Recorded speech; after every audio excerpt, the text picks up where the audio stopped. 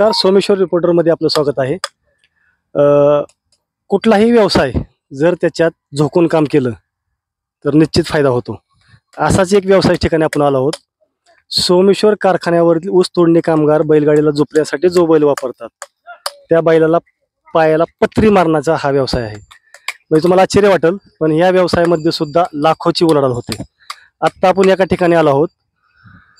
या ठिकाणी तुम्ही पाहू शकता, बैलाला अशा प्रकारे दोरीने पाय बांधून असं खाली पाडतात आणि त्यानंतर त्याला अशा प्रकारे पायाला पत्री मारली जाते. तर पत्री का मारली जाते तर माणसं आपण कसं पायामध्ये चप्पल घालतो त्यामुळे ते संरक्षण होतं. त्याच्यामुळे ही पत्री मारल्यानंतर डांबरी रस्ते असतील, खराब रस्ता असेल, या रस्त्यावरती बैलाला व्यवस्थित चालता येतं. आता आपल्या समवेत आहेत हा व्यवसाय करणारे. काय नाव तुमचं? नामदेव सांगळे. नामदेव सांगळे. सांगळे. गाव कुठलं? बीड.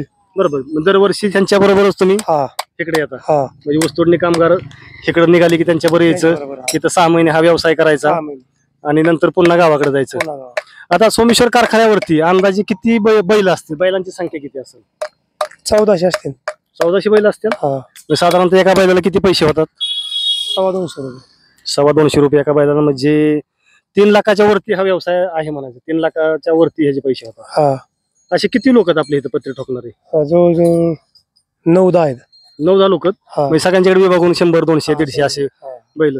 बरं, ही पत्री जी मारली जाते ही तुम्ही खाली बसून आम्हाला सांगू शकता? ही तुम्ही आता घासून काढले हे पायाचं? कसं काढतो ते तसं याच्यावरलं असं छलून काढलं. छलून काढायचं. आणि मग याला फेस पत्री बसती. ह्याच्यामुळे बैलाला काय फायदा होतो? ह्याच्यामुळे बैलाला ताकद सापडती ऊस सोडायला. घसरत नाही, पडत नाही.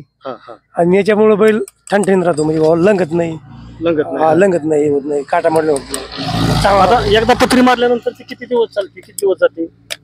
1 महिनाभर जाते. महिन्याने परत मारावं लागतं? हो, महिन्याने परत मारावं लागते. म्हणजे बरंच मला वाटलं एकदा मारल्यानंतर पुन्हा त्याला पुढच्याच वर्षी महिन्याला काही बैल महिन्याच्या हात मारतात, काय बैल महिन्याला लागते. आता ह्या वर्षी तुम्ही स्वतः किती बैलांना पत्री? 200 बैल असतील. 200च्या वर बैल? 200च्या वर. 200. म्हणजे ह्या धंद्यात आता परवडते का? म्हणजे महागाईच्या मानाने? महागाच्या मानाने परवडत नाही ना. ही पत्री वगैरे तुम्ही खरेदी कुठून? जामखेड. म्हणजे तिथूनच आणाय साहित्य? साहित्य तुमच्या तिकडे मिळतं हार्डवेअर किंवा? नाही, याची ती घिसाडी तयार करते. बरोबर. ही व्यवसाय ते तयार करून त्यांच्याकडून घेऊन यायचं आपण, हे तुम्ही मारायचं. अजून महिन्याचं कारखाना चालला असतं परवडलं असतं. हा, आता कारखान्यांचं काय झालंय, गाळप क्षमता आपण मगाच्याच व्हिडिओमध्ये सांगितले की आता मगाचे ऊसतोडणी कामगार सुद्धा ऊसतोडणी कामगार आपल्याला म्हटले की आता बाबा परवडलं नाही किंवा हंगाम लवकर संपला. तर आपण त्या मगाच्या व्हिडिओमध्ये सांगितलं होतं की राज्यातल्या अनेक कारखान्यांनी त्यांची स्वतःची गाळप क्षमता वाढवली. ह्याच्यामुळे काय झालंय, गाळप क्षमता वाढल्यामुळं की सीझन जवळ आला. म्हणजे पहिला सीझन जे 4-5 महिने चालायचा तो सीझन 3 महिने, 3.5 महिने, 4 महिन्यावरती आला. आता ह्यांचं सुद्धा तेच म्हणणं आहे की कारखाना अजून महिनाभर चालायला पाहिजे होता, म्हणजे परवडलं असतं, अजून व्यवसाय झाला असता. पण ते आपण मगाशी सांगितलं होतं. पण आता 4 दिवसात कारखाना बंद होतोय. मग बऱ्यापैकी सीझन झाला का ह्या वर्षी? सीझन किती झाला तुमचा? काय आमचा हे निघत नाही, भांडवल निघत नाही. बरोबर. सीझन कमी चालल्यामुळे भांडवल निघत नाही. त्याच्यामुळं लईत लई 30-35 हजार रुपये जातील संघ घेऊन. एवढंच? हो.